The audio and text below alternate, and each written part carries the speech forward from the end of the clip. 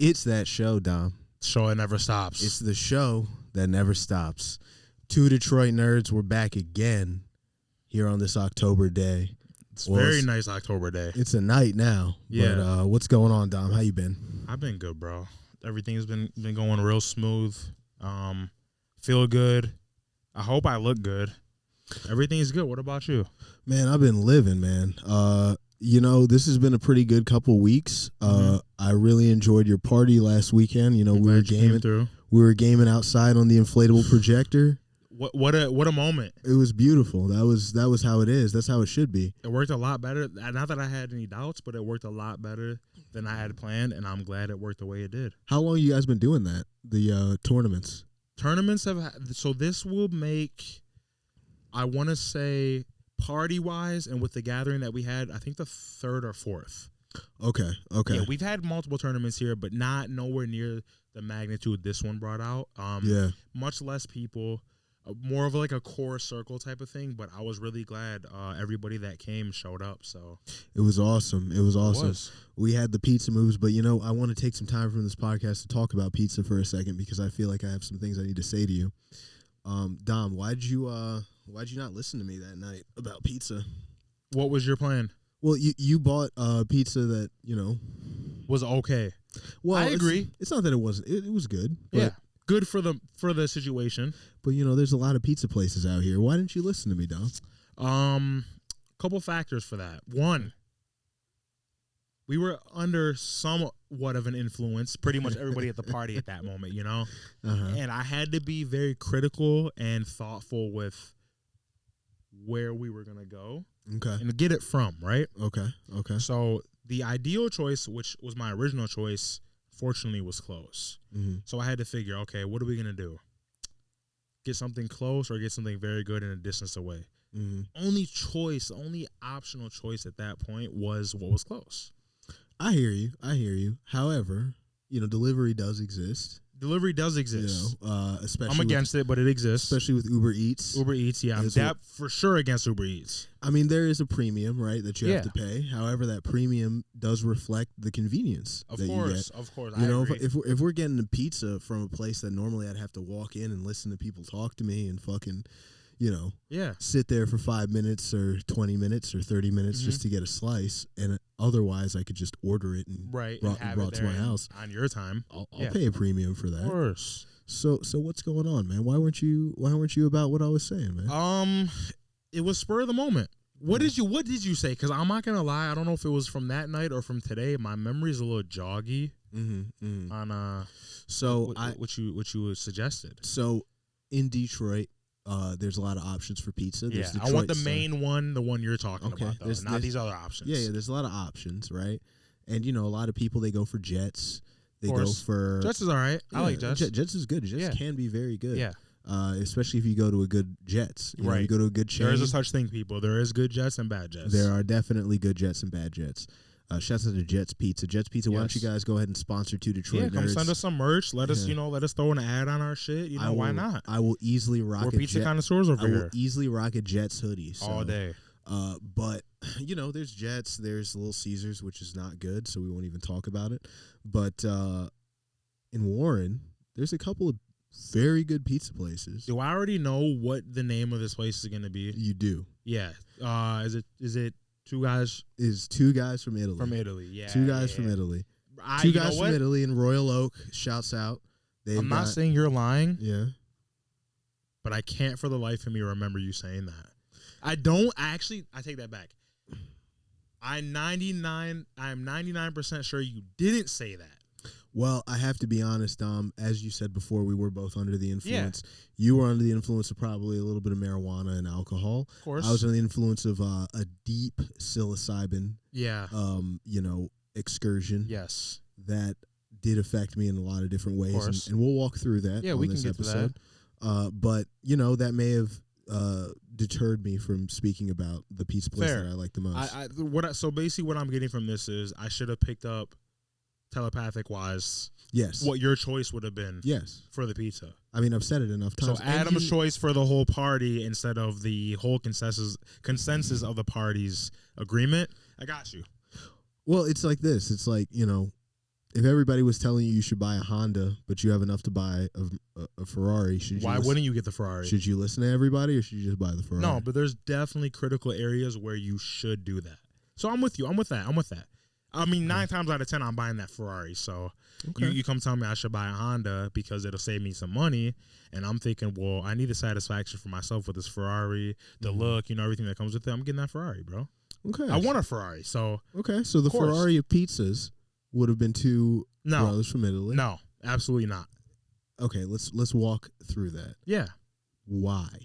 Why is that not the Ferrari of pizzas? Yeah, why is that not the Ferrari? For me personally, I've had it with you multiple times. Yes. And to make something a Ferrari of pizzas has got to be one of, if not the best pizza I've personally had. And it wasn't. Okay. And 2 guys from Italy. I'm not shitting on your guys' pizza. I'm taking no credit from you guys. But there's other pizzas I prefer more than your guys. I'm sorry to say it. If you hate me, you hate me. Please don't spit in any of my future pizzas. I may or will order from you guys. So let's talk about the top 3 pizza places in Detroit for you. For me or for you? No, let's start with you. Okay. Can't even think of them. Yeah, I can think of them. Can't even think. I can think of them. You saw. I just had to think of people. all the pizzas that I've had, and I gotta break that down on a list because I've had a lot of pizza from a lot of different places. In no order. Okay, no order. No order. It's not important. Yeah, it's not important. The order. Definitely Franco's, which I've been telling you to get. That you just don't listen to me on. I don't know. Well, why. it's closed. What's the worst that's gonna happen? It's closed like 90% of the time. No, it's closed. It was closed the day of the party. Which is what? It was a Saturday at like 6 p.m. Yeah, what pizza place is closed? No. On It was a on the Saturday. voicemail. Listen, it was on the voicemail that they would be closed for multiple days. So my assumption was renovations or something happened there that stopped them from being able to perform at the daily pace that they would. So they get a pass. And from any of my favorite places, they're always going to get a pass from me, bro. Always. Okay. You got 2 more. So I said Franco's. What is the name of the fucking place? On Woodward, bro. This is going to kill me. That one place. I told you about it before. Shorty Bells? No. Not okay. Shorty Bells. No, you don't like Shorty Bells? I've never had it. Okay, they're pretty good. Another one that I've had that was really good is Louis Pizza. Louis Pizza was fire. Yeah. Dude, it's really gonna piss me off. I cannot think of the place on Woodward. That's my third pick. Detroit Pizza Company? No. Supino Pizza? Not Savino. On Woodward? Man, you got to come back. You got to come back with it, man. I will come back with it if I think of it. I cannot, for the life of me, remember the name. So here's my point, Dom. Here's my point, Dom. Pizza is very important to people like us. It's pretty much everybody in America. Pretty much. Well, small margin where it's not. There's a lot of people that I've met way more people that like pizza than people I've met that don't like pizza. That's because you're from the Midwest. Fair. Yeah. Fair. Yeah. You're a Maryland boy, so yeah, you might have a different. Yeah, not everybody likes pizza. A lot of people like salads. A lot of I like salad, but salad's like my side that comes with my meal. Right. Yes, I'll take it. Is that what I'm ordering? No.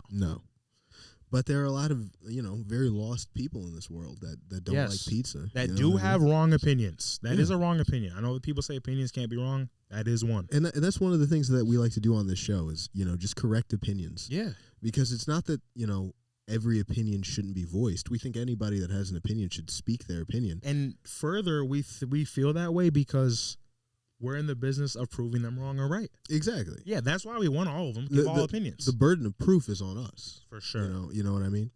But that was a great time we had. I really enjoyed, hanging out with your friends. Mm-hmm. I'm new to the area, so this has been, really good. You've been a very gracious host. I'm glad to hear that. I appreciate that. To Metro Detroit, and I'm very happy for that. It's not a very easy thing to do, It is Detroit, not. Michigan as a whole isn't the easiest to welcome and grace people with things that they may like to find to do. Now, if you're from here, of course you're going to know what to do. If you're not from here, your idea of fun or chill or relax is more than likely not going to be the same as everybody else, especially from other states, especially from Maryland. You're all the way across the map, my boy. So right. Well, this is one thing I learned about Detroit when I moved over here, is that Detroit is a city of secrets. Yes. If you are not plugged in, if you're not aware, if you're not in the know, of course, there's almost no way you're gonna know. Yeah. Because they're not advertising this shit. They've got enough people going to the things that people should be going to. They've got enough fans at the places that should be at. You know, they don't need extra people. They don't. And the crazy thing is, you know what I mean? Like, word of mouth can work both ways, right? Now, although I'm not like an advertiser for a lot of these places that I found out about a lot of these secret places through word of mouth. Right. Not on a large scale, but on enough of a scale for it to come my way and then kind of, you know, persuade me to be like, you know, let me go check this out. And there is still a few places you haven't been that I have that I want to see how you feel about, because let's walk through that. There's one in specific off the top of my head all day to anybody that has a palate above a fucking 15-year-old's palate would absolutely love to come through, and that is Decoy. It's in Detroit. Walk me through that. What's that? So I found out through my uncle. He's a big food connoisseur. Like a lot of things from earlier on that I found out that definitely are very welcoming to my palate. He was the reason behind it. Him and my mom. And he told me and my brothers one day, yo, you guys got to come try this place. I think you guys will love it. Let me know when you guys are free. We'll plan something. Cool. Why not? What's the worst that could happen? I eat something I don't like. That's happened plenty of times in my life. I'm not scared of that. So we finally plan the day. We go. Walk in. Very, very first impression wasn't my scene, right? A lot of neon lights in there. A lot of up-tempo music that I'm not necessarily against, but am not one with. You know what I mean? I'm like, damn, is this my scene? Almost like, again, first impression vibes. You'd almost get like a hipster scene, right? Right. As soon as you taste the food, all that shit. I don't give a fuck who was in there. KKK could have been running that bitch, only populating that bitch. I'm still coming there. Okay. Is the food that good? Yes. So it's to break it down, it's an Asian fusion type of place. Wait, name it again. What was it? Takoi. Oh, Takoi. Used to be called, if I'm not mistaken, Katoi, and then they switched it. They switched the K and the T to Takoi. Takoi. It was Katoi, and now it's Takoi. If I'm not mistaken, don't quote me, but I feel like that was the case here. Yeah. Bro, first off, walking up to the place, you're not gonna think it's a restaurant. This is how the outlook looks. You know, it's off of a main road in Detroit. Yeah, there's other businesses around, sure. A lot of population, a lot of cars all around. Of course, you're gonna know something's there. You're not gonna know what though. You walk up, the whole building is fenced in. No grass. You walk in, there's like rocks, there's like outside seating, all these things, you know? So I'm like, wow, this is very different from what I'm used to. You walk in, the opening door is a big ass wooden door. Walk in, you just kind of get taken away by the scenery and the vibes of the place. Okay, so we get in. I'm like, okay, this is all right. This isn't bad. Not my cup of tea, but this ain't bad. Right. Sit down. Look at the menu. This is the kind of menu where I don't know the exact term for this style restaurant, but everything you're ordering is for the table. It's not the type of place you sit down. You're ordering your dish. I'm ordering mine. Right. They're ordering theirs. That's it. Sharing plates. Yeah. Right. We go in. There's shit on this menu that in my head, thinking about what I've had in my life, I'm looking at these. It shows the ingredients of what it's made with, how it's made, all that. I'm like, I'm not gonna like anything on this list, you know. So I'm like, let me at least go through a process of elimination and see what I would like the most out of all these items. So I order one thing, the other three people with me also order things. We get apps, drinks, all this. There was not a single item ordered that I didn't like to a super high level. Not one thing that we ordered. Literally not one. Okay. From the appetizers to the dishes to the drinks, the desserts, everything we've got. There is one dish I want to point out that was just mind-blowing to me. So I don't think they still have these, nor have they had them in a long time now. There's an order. It's an appetizer called squash rings. Okay? Okay. I'm not the biggest fan of squash. I don't hate it. I'm not the biggest fan, though. Yeah.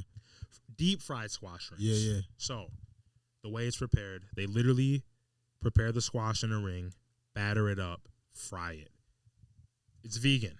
They have non-vegan options on the menu, but this one was vegan. All right, guys, this has been a great episode of Two Detroit Nerds. We're out. All right, guys. You just talked about vegan food. We're done now. Telling you, bro. I will see you later. Bro, you eat vegan stuff all the time. What vegan anything? Do you eat vegetables? No. No? Red meat, guys. Yikes. Red meat. Yikes. This must be a Blazing tribute right now. No, it's not a Blazing tribute. Yeah, this is Blazing. We fuck with you heavy, my boy. This is for you, okay? No, listen, man. No. You're lying right now. We have a certain amount of testosterone. You eat pizza, right? Cheese pizza? Where's the meat? It's in the cheese. Just debunked it. It's in the cheese. Get back to what I was saying. These squash rings, bro, they're deep fried, and they drizzle it's gonna just bite me in my ass. A vegan buffalo sauce over it. God damn. I promise. Listen to me. Let me tell you this right now. How much estrogen came with that? 0. It's pumped and fueled with testosterone, actually. Literally says it on the menu.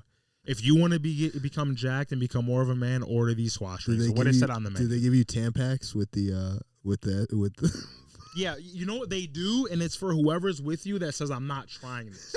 Yes, they do. I forgot about that part because we didn't need any. Think of the best deep fried buffalo wing you've had. This is of the same level. Okay. On my life, I promise. Let's get this for the record. You're saying to me right now on this something show, that's not meat comparing with a full meat dish. It was comparable, yes. What are the best buffalo wings you ever had?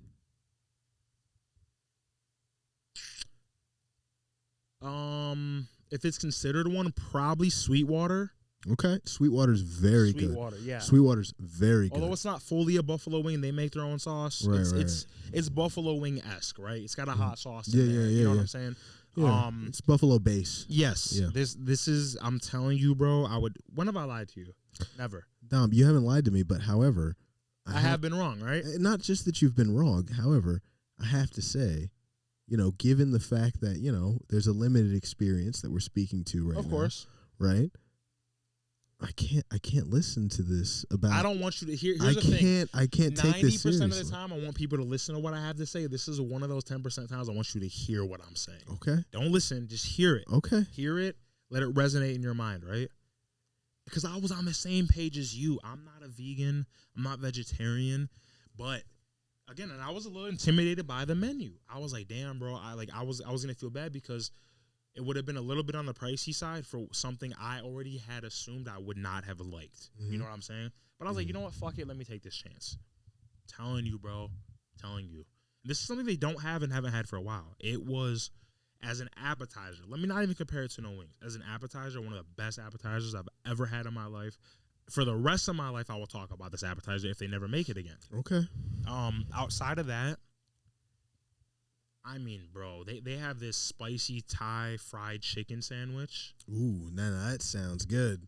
There's some best, protein best chicken in there. sandwich I've ever had in my life. Okay. I know it really sounds like I'm up in this place tremendously. No. I swear on it. I swear on it, bro. Listen, they're some of the best.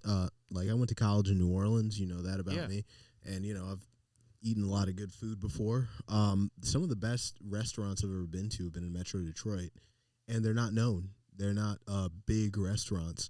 It just so happens that the people that work there actually give a fuck. About what they're making. Time. That's what the koi is. Yeah, tremendously give a fuck. We just need to go there. That's really all else I could say about the place. We need to go, and you will see exactly what I'm talking about. Listen, bro. This is what to me has been the biggest testament to any restaurant I've been. If it's on the pricey side, and by the time the bill comes, I could give a fuck less what that number on that bill is because of how good my food is. That is a great restaurant. Hey, I agree with you. I agree with you. If you don't care what you're paying by the end of it, because of how good the food then was, they did what they were supposed to do. What they do, and I agree with that. I agree with that, man. But it's not a full vegan. Let me just say this on the record. It's not a full vegan menu. They just offer vegan options. If I'm not mistaken, the majority of their menu is non-vegan items, non-vegetarian items. Okay. But there are vegetarian items. So what? Everywhere you go has vegetarian options. You know what every single place of this let me call it a genre or this category has a vegetarian option is every single pizza place you're going to go to in your life. You know why?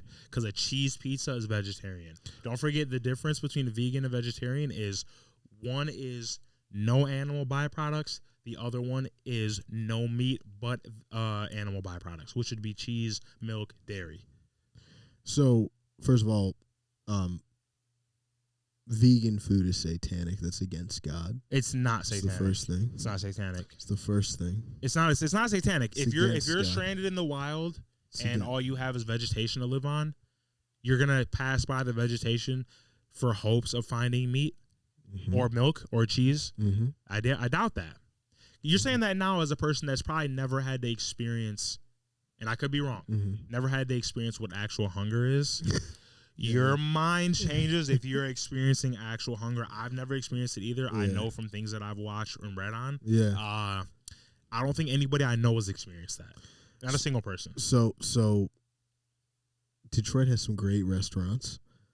Absolutely. Some of the best in the world. So, honestly, if you're going and you're eating vegan or vegetarian foods, you're doing that on purpose because there's plenty. There's plenty of restaurants that have meat products that are great, great quality. And I don't want to say like, oh, you only got to eat meat, because there's a lot of shitty fucking diners and gross fucking food out here. I'm not saying that you got to only eat that shit. But if you're going to a place and you're telling me that's your favorite, and that's best restaurant I've ever been to is Sequoia, by a landslide.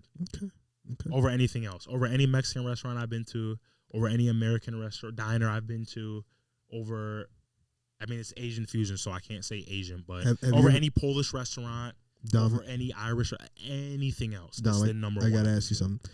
Have you ever felt like sometimes you're in the wrong body? You ever felt like sometimes you might, my soul, right? My soul, my spirit? No. I take that back. Yes, of course. Everybody has. Right now as I am, felt like I was wrong at those times and know that I'm in the right body? Absolutely. I never wanted to be someone else, if that's what you're asking. Have you ever thought sometimes when you're eating vegan food that, maybe you'd like to wear a dress, or maybe you'd like to you know why? Put on makeup? You know why? Anything like that? If you get a salad as your side, do you eat it? No, I don't. Never? No. Okay. If you get green beans as your side, do you eat it? No. You don't eat vegetables? No. Sorry, folks. 2 Detroit nerds is actually changing to 1 Detroit nerd now.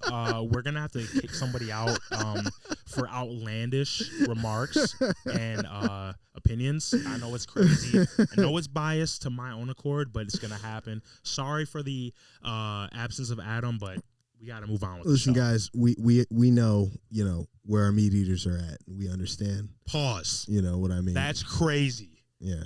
Pause that a million times, please. And only someone that was sus would take something sus out of that conversation. No, you know what I'm saying? No, that's not the case. You know what I'm saying? only somebody that could see see the darkness. We are in the age of heavy context, heavy description. Not that I think you're sus in any way, but there are things that come out of our mouths that at one point wouldn't have been sus that are very sus today. Okay, you gotta pause it. And when I say pause, I'm not saying Adam. What are you talking about? Are you that way? No, you're not. I know you're not. I know you're not. Pause that, though. Because there's people out there that are going to come for us. And they can come for us. That might get the wrong idea. I see what you're saying. No. Fuck the wrong idea. Their right idea. Doesn't mean our idea is wrong. But, we're just... Pause. That's crazy. But Switching gears. No meat eaters. Because it seems like here we have an impasse that we can't cross. We can cross this, but it's just going to take all the episode to cross it, and we don't need that right However, I wanted to let you know about something that I discovered over this past week. So, Call of Duty came out, or the beta came out. So I went back to MW2, started playing. I also did. Yeah. And, yesterday. And I hadn't played it in a little while. My thing was when I got back into it, I was playing it like it was a honorable game. And I made a big mistake doing that. I was trying to do headshots. I was trying to Bro, that's not honorable. That's you just being unrealistic. I was trying to play the game as the people who are good at the game tell you how to play it. Fair. Still I'll unrealistic. say it like that. Yeah, it's still unrealistic. However, what I learned was that's actually not the way you're supposed to play MW2. You want to know why? Because I feel like I know why, but I want to hear your explanation. Yeah, because nobody plays that game honorably. Stop. Nobody plays that game. I'm with that. It's not a game you're supposed to play. I'm with that all day. It's not a game you're supposed to play honorably. So you know what I did, Dom? You know what I did? Camps. No, I did something even worse. I don't think you can get worse than camping unless you're running around with a fucking riot shield, shotgun, a rocket. No riot shield, but I got that shotgun out, and I started playing with them. That's not dishonorable. But the thing is, I played it on shipment, bro. Still not dishonorable. The problem is when you play on shipment, people want to tell you, noob tube, you're playing with the this. Oh, I mean, you know, listen, if something's in the game and you feel like it shouldn't be, it's in the game. Get over it. So, and I've been the victim of that as well. I've been the complainer. I've been the why the fuck is this in the game? But it is. So harsh reality. Yeah. So what I did was I was like, you know what? I'm an AR guy. I'm an assault rifle guy. I've always been assault class in every video game. But I was like, Call of Duty doesn't deserve me playing it as a serious game. No, I should be here having fun like all the hackers are having fun. Yes. So what I decided was, let me take my shotgun out, my pump action shotgun, and let me run around noob tubing every single person that I found, and let me just hit kill streaks. And that's what I did. On. You're saying noob tube. Mm-hmm.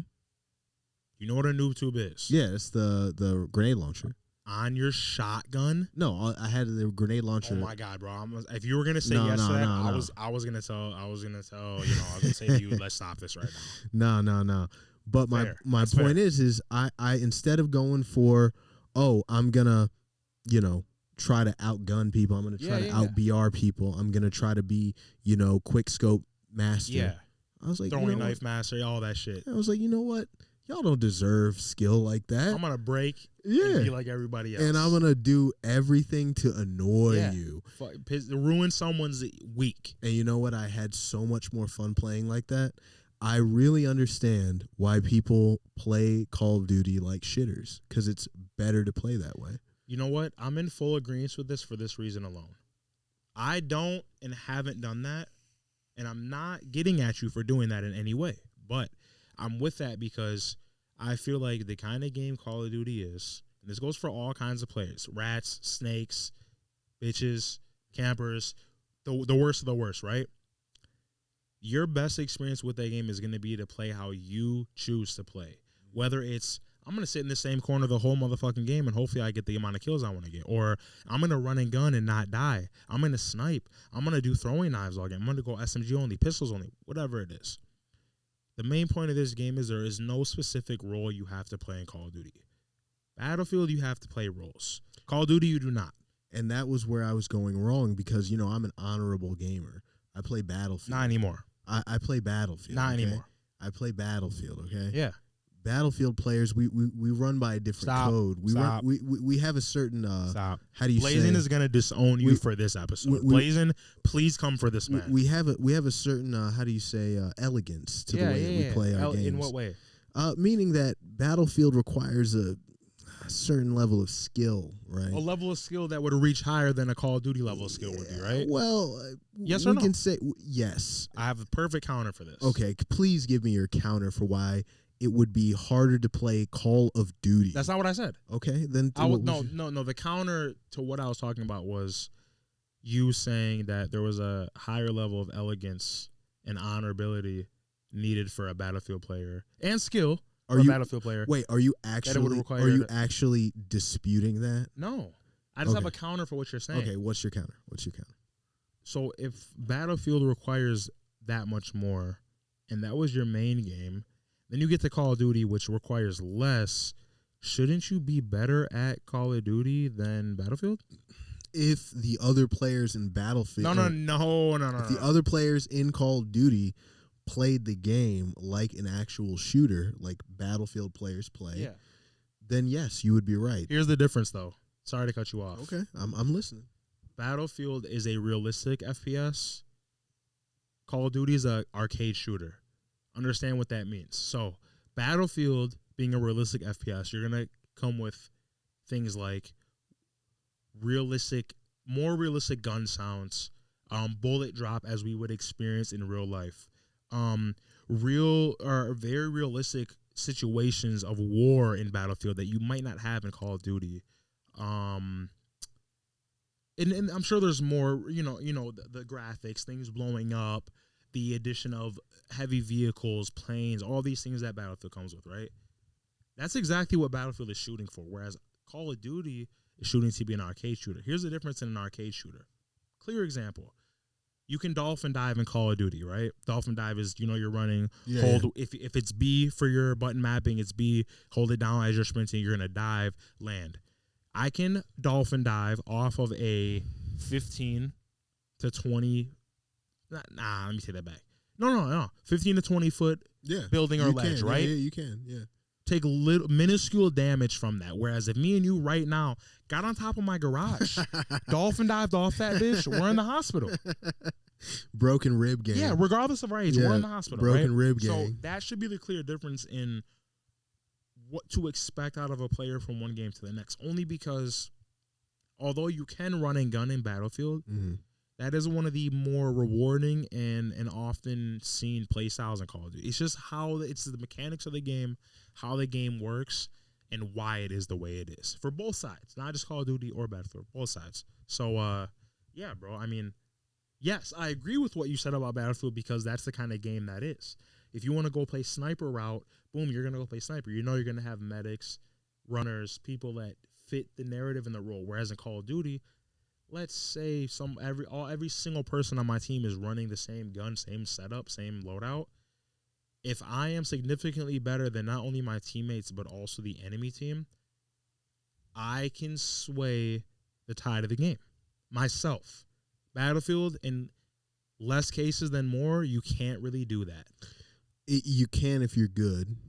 Yeah, however, if you're good. If you're good, however, I do understand your point. Yeah. I do understand your point that Battlefield is a team-based game. Big time. And it requires everybody in that team playing their role for you to really get, especially if you're playing on conquest mode. Yes. You have to play, if you're really trying to get the points you're trying to get, you got to play as a team. Yeah.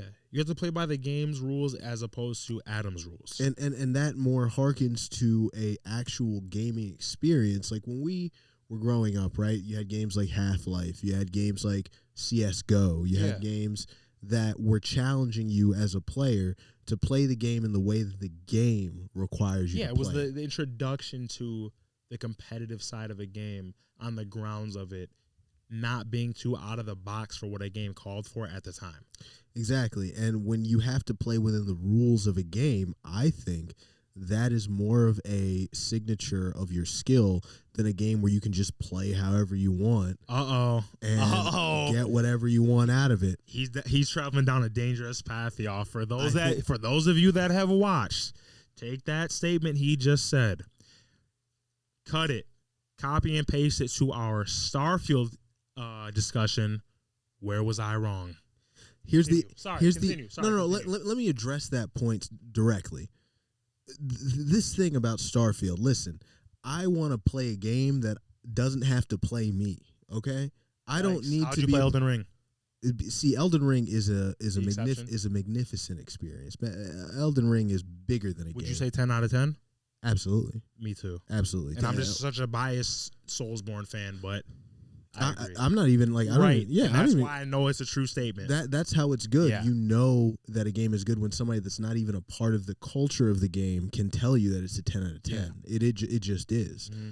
However, when you're talking about a shooter and shooters, I had to get off track a little bit. I'm sorry. FPS, it's just the Soulsborne in me. And I get you, man. I understand that, but when we're talking FPS has boundaries that they should not cross. When we're talking about competitive FPS, we gotta establish some rules here. Yes, absolutely. About what makes a good game. Yeah. When we're talking about an RPG, when we're talking about, a slasher, whatever, you can be a little bit more muddy about what's good and what's not. But in FPS, there has to be solid rules. Yeah, I agree. Right? So when you're talking about a game like Call of Duty, when it's so easy for me to be a complete piece of shit and still be good at the game, that's more about the game than it is about the community. And yes, of 100% it is, because they allow it. Yeah, they allow it and they encourage it. And I will talk about a specific reason. They encourage shitters in Call of Duty through their releases of overpowered weapons. Mm-hmm. And I saw this firsthand using Gunfight. Yeah. When you play Gunfight in Call of Duty, you're using the best weapons in the game. They're giving you all of the best specs. Absolutely. And they're going, they're letting you go toe-to-toe with somebody else that has that same gun. Same setup, so there's no There's no advantages. There's no advantages, and that, I think, should be where those guns stay. I think in Call of Duty, if it were a serious shooter, if it were like a Battlefield, then the only place where you could get OP'd guns would be in gunfight, because that would be the place to test them out. Fair. Everybody's got the same gun, but it's not a serious game where I'm playing shipment and all of a sudden somebody's shooting me with fucking explosive rounds out of a gun that I one tapped every time. Yeah, and across the map. That's not a serious game to me. I know the answer to your problems, because I feel like you do. Like, you know, if I'm in a game, you know, and I'm playing along the lines of which I think is the right and respectable way to play, and then somebody on the opposite team comes along, even on my team, comes along and shows me how they play, I'm in full disagreement with it, right? And we're talking the same things you were saying. The kids that run fucking rockets on their classes, noob tubes, the one-tap shotguns, like all these kind of things. You know, it's really never the ARs or the SMGs or like even the battle rifles, right? So it's really the obvious things that we all hate as Call of Duty players. And I know that this is going to be kind of jumping out the box for you, but I feel like ranked play is what you would like. Let me tell you why. I've played every mode of Call of Duty, whether it's zombies, multiplayer, Warzone, also ranked. All these things, right? Thoroughly, although I haven't played this as much as any of the other ones I just named, overall, as a whole, ranked was one of the better experiences I had. Let me tell you what. Me and Blazin played ranked. He was the one that encouraged me to try it. You know, I was intimidated. I felt the way I did because I'm like, dude, we're about to be playing at your rank. You're way better than me. I'm not going to do shit. I'm not about to go out here and embarrass myself. He's like, nah, you'll be fine, bro. Ranked caps a lot of shit out. So what it does is a lot of attachments, a lot of certain kind of weapons, the obvious ones that we would be naming are not allowed in ranked play. There's a select amount of guns, which it's still enough of a variety to pull in enough people that should be playing ranked without having to keep out too many people that are going to be like, oh, I don't fuck with that. Bro, you don't experience half of the bullshit you would in casual play at all. We played it, and although, yes, a lot of the people we played with were a lot better than me, side note, while we were playing, it almost would have fucked me up, but I didn't care because of my performance in this game. The start of one game, the matchmaking timer is set, like you shows your guy with the gun, all that. So one dude on our team actually said out loud, there's a team of 5, 6. He goes, bro, are you actually bronze rank 1? I'm the only motherfucker on the team with that Sam next to my name. Yeah, okay? right. So in my head, I'm like, oh my God, dude, I'm that guy. Yeah, I'm that person. I'm like the one that's being looked at to hold my team down right now. We won that game, and I was in second place. So my point of bringing that up is it was so foreign to me to feel how I did, in the sense of, wow, I don't have to worry about 100 different things stopping me from doing good in this. I don't have to worry about a dude, multiple claymores, multiple trip mines, noob tube, the most spamming gun, the most powerful gun, whatever it is. That is never one of your worries in these games. And it was so weird to me, to the point where how comfortable I should have been initially, I wasn't. Because my muscle memory is still making me react and play in the sense of, where is he at? What corner is he in? Where's his claymore going to be? What do I have to watch out for before I go push this fight, engage in this fight? All that's out the window, and I loved it, bro. It was so good. That sounds like my type of, your initial matches aren't going to have you in there with top rank streamers out there just knowing every position you're coming from, killing you before you have a fighting chance. It's like, try it out. That's all I can. Try it out. I'm gonna try. You might take a liking to it. I'm gonna try ranked for sure. But switching gears again, I wanted to talk about the film I saw this weekend. Let's go. Which was Killers of the Flower Moon. Yes. Before I do that, I gotta go piss again. So do your thing. Yeah, go ahead and give them a promo of what we're about to get started on this next month. UmaCon. You guys, listen. Let them know. Let them know. To anybody that listens to this, that fucks with us, that follows us, wants to engage with us, you've seen the show, you haven't, whatever it is. We are going to be at UmaCon. Is that Cobo Hall, if I'm not mistaken, November 5th. I think it goes over the weekend. I know November 5th was one of the main dates I seen. We are going to be in there popping out, advertising for ourselves, interviewing people, connecting, meeting with all of you guys who do or don't watch the show that are fans of anime, fans of gaming. Please, if you see this before YumaCon happens, before it's too late to get a ticket, please come there. If you see us, if you notice us, recognize us. If you don't, if you just see us and you, for some reason, feel the need to approach us, all are welcome to come do. Besides weirdos. Don't be a weirdo. Don't come approach us if you're weird. Stay away. Everybody else, come see us. Come to us, man. We want to really get with you guys, see what you guys are about, see what you guys want to do. Just everything. See what your interests are. Get some new feedback on our show. You know what I mean? Get some interest in that you guys might bring to our attention that we haven't noticed yet. Come do all that. We will be there 100%, no doubt. Please, Adam and I. Check us out, 2 Detroit Nerds, Instagram. That's the number 2 Detroit Nerds. And TikTok is the words 2 Detroit Nerds at TikTok. So please check us out. We got all our clips on there. Always check us out on Instagram and TikTok because that's going to be where all our best shit is. So, you know where to everything find else us. is to come, but right now, as it is, yes, that's where all of our good shit's going to be. You know where to find us. YouTube also. Yes, YouTube is really where these episodes are going to be Yes. staying. If you're not already listening to us on your Apple or Spotify app, you can always watch us live on YouTube, video podcasts every week. Please do that. Yes. But yeah, let me tell you about this movie, man. So, part of the show is we talk about all things media. We do focus on anime and video games because that's kind of our favorites and that's kind of what we love to talk about. Absolutely. But I think it's important to just, kind of cover bigger, things that are happening in media and movies and, music and all that stuff. So I went ahead and, like a, good film goer, I watched the new Scorsese movie because I thought that was what, was going to be the bigger movie this year. It was an only in theaters release, which was a pretty audacious move. A lot of big filmmakers today, they have no problem putting their stuff on HBO, Amazon Prime, Netflix. Whatever. Even a week after the film comes out, they'll still put it out there. But with Killers of the Flower Moon, they were very specific. They said, this is an only in theaters release. You have to come to theaters and you have to watch it.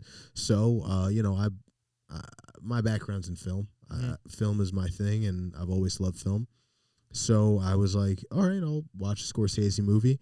I'm not a huge Scorsese fan. However, The Departed is one of my favorite movies. And great movie. Yeah, he's got some great films. Of course, Goodfellas. Everybody knows Goodfellas. Yeah. So I went ahead and watched Killers of the Flower Moon. So it was about a 3.5 hour movie. Went ahead and saw that, and I had no problem, sitting for 3.5 hours. But, when you watch a movie, especially a movie that's coming out with aging actors, right? Like someone like De Niro, who's in his 70s.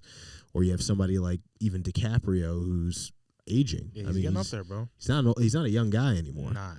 So you're expecting big performances. Of course. These are now seasoned actors. These are people who've been around the block. They know what they're going to do. They know what they're supposed to do in a movie, and they know what works. Yeah. More importantly, Killers of the Flower Moon, as a film that was supposed to be Scorsese's last film, was supposed to be a sort of capstone to his career, I was disappointed.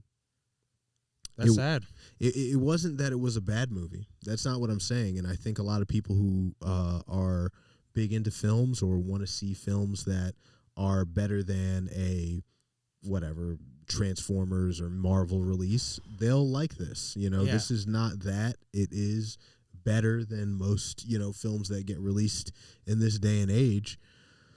But it really taught me that we have come down to such a low standard for what is supposed to be good or what is supposed to be looked at as a profound statement in film. Media. Not just film. Media. You're right. I should correct that statement. Yeah. We've had such a low standard of what is supposed to be profound in media that a film like Killers of the Flower Moon never stood a chance of being what it could have been if it had come out maybe 10 or 15 years earlier. Yeah. Because, you look at films that came out 10 or 15 years earlier that were supposed to be, Oscar nominee films or films that were supposed to get an Academy Award or films that were supposed to be movers and shakers of the industry. They were pushing boundaries. They were doing things.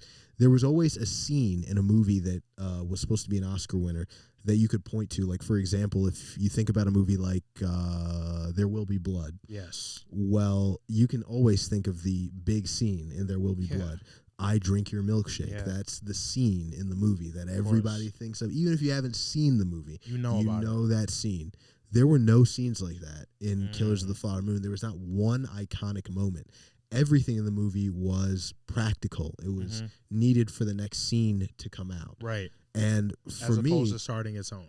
Exactly. For me, when you see great filmmakers, they are the reason why they are rated as great filmmakers is that they make films that seem like they're independent of the rules of filmmaking. They seem like they are above what a film is. They transcend the art form. That's what any good thing that is in an art form does, right? Nas's Illmatic transcended rap, right? Playboy Cardi's existence transcended rap, right? Cap.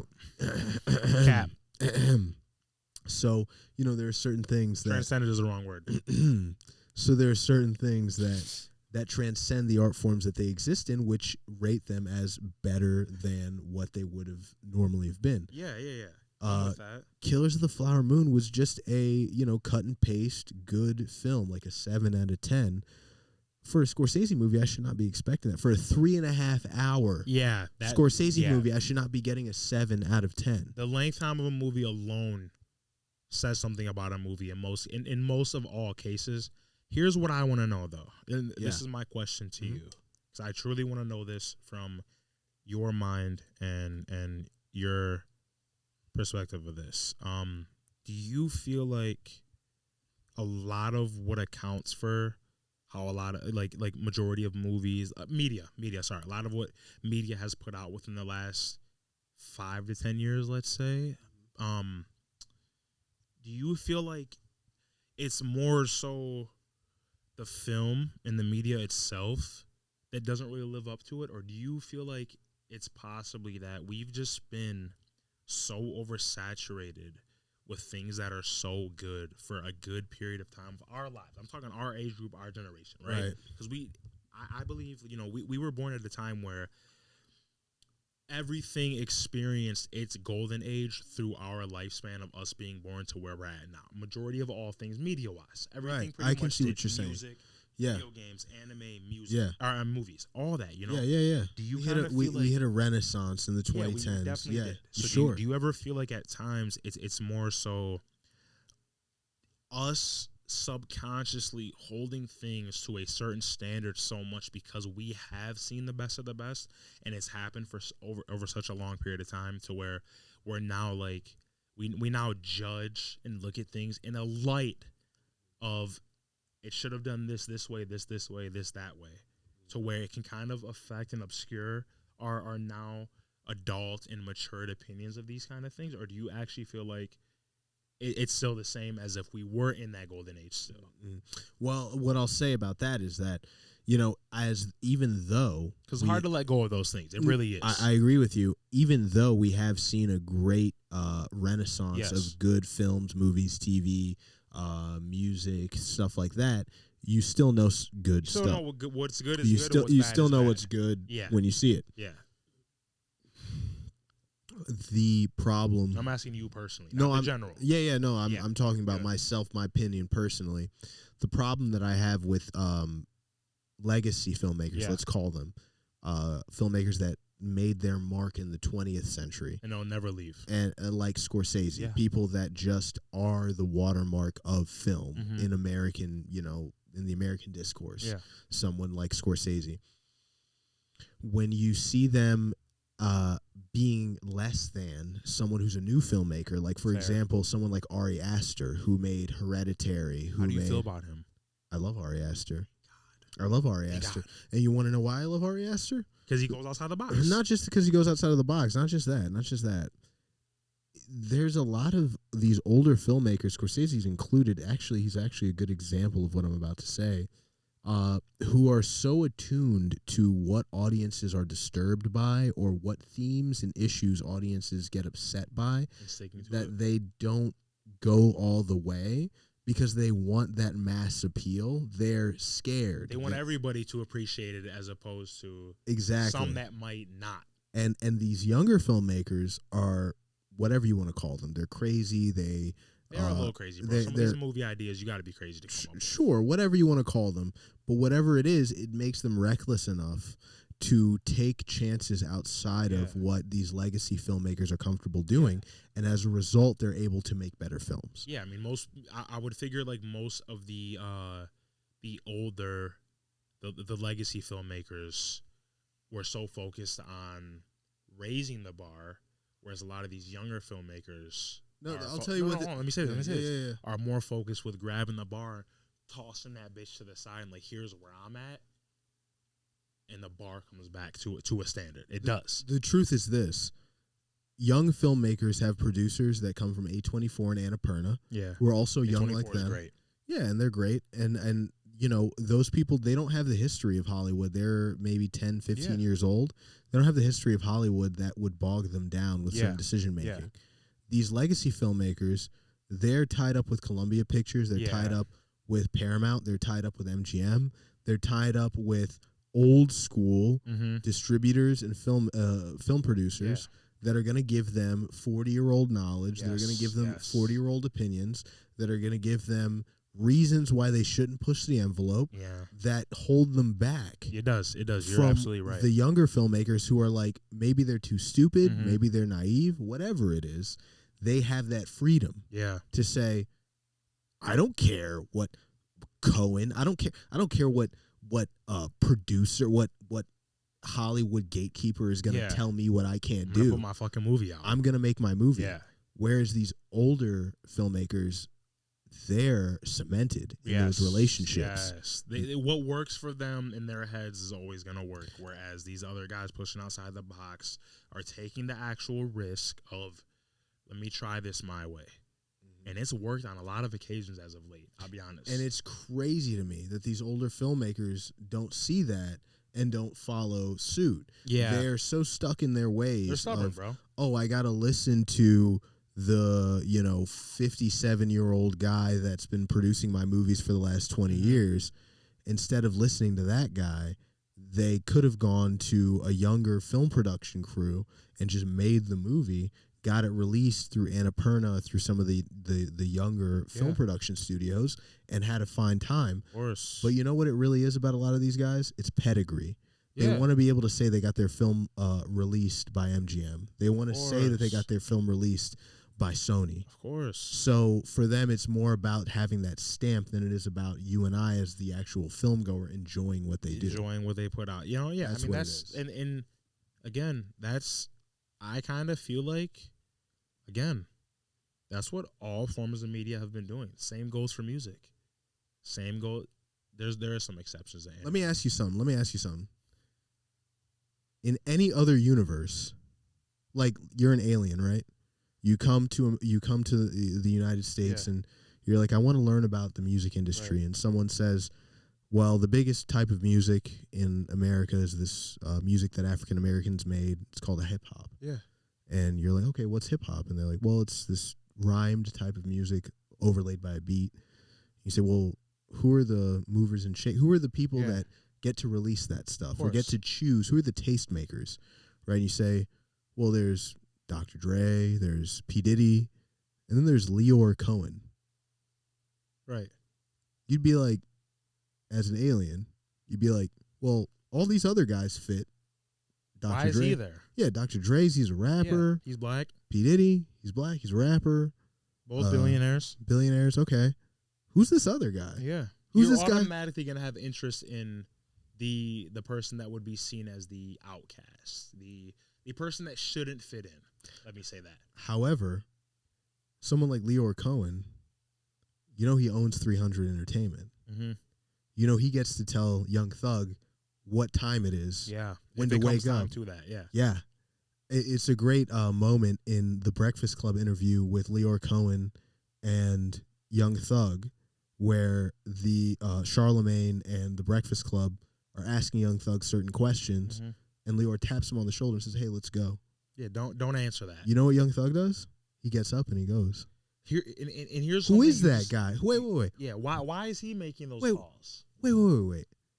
Who's this guy who's got nothing to do with this culture? Shouldn't have anything to do with this culture. Who's got? I'm not saying he can't. Shouldn't, as in the eyes of the person just coming to. Who's got nothing to do with the type of people that make the music that he sells. You know what that would be like? You want to know what that would be like? I do. I don't speak Spanish, right? Right. I don't speak Spanish, guys. If I came to you and I was like, hey, man, you know what I'm doing right now? I'm releasing all Bad Bunny's music. I'm going all over South America. Oh, bro. And my shit is I'm handling reggaeton. That'd be weird, right? It would, but because of who we are and what we've experienced and seen in life, I have the perfect example of this. That is the perfect explanation for anybody who hasn't gotten this. If anybody's ever seen Kanye's, I think it's the BBC interview. Yeah. I forgot the name of the interviewer. Dude with the glasses. It is Zane. It is Zane. Kanye, this is from some years ago now. Kanye is talking about Lady Gaga becoming the creative director behind Polaroid. Yeah. Perfect comparison right here. He is talking to him about, I forgot what they were talking about exactly, but he says, I love some of the Gaga songs. Mm-hmm. What the fuck does she know about cameras? Exactly. That's what that is. What the fuck? What the fuck does this guy know about rap? What the fuck does Leor Cohen know about rap music? Yeah. So that's the wrong question that people would ask if they don't know already. The right question is, what did you know about the business side of rap music? As soon as you ask that, that's who you want to go to. Suddenly, when you talk about the business side of rap, other people become important. Very. Not the creators of rap. No. Not the progenitors of rap. Not the people that actually produce it, distribute it, or are connected to the streets. Mm-hmm. There's another group of people. That are very connected to the business of rap. So that's kind of my biggest point. Is that sometimes when we're looking at media, we're not really seeing the picture that we think we're seeing. No, in most cases we're not. No, we're seeing a tapestry that is developed over a history that is colored by our American experience, right? There was a long time where people that looked like me couldn't own businesses. Yeah. However, even though people that looked like me couldn't own businesses, somehow the things that I made are still billion-dollar industries. Yeah, you could get in that business, just not. How is that possible? I mean, you gotta